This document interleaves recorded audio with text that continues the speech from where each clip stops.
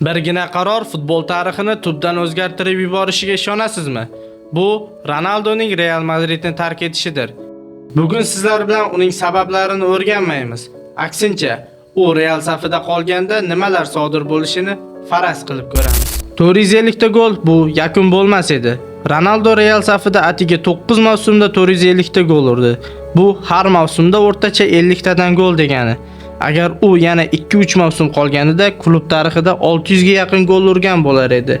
Chempionlar Ligasi va El Clasico'larda muhim gollarni kiritardi. Bunday statistika bilan u 6-chi, balki 7-chi oltin to'pini qo'lga kiritishi mumkin bo'lardi. Agar Ronaldo qolganida ko'plab hujumchilar, jumladan Eden Hazard Realga kelmasdi. Bu esa 100 million yevro klubning byudjetida qoladi degani. Ba'zi futbolchilar yulduzga aylanmasdi. Ronaldo kelgan kuni yo'q millionlab futbolkalar sotilgan.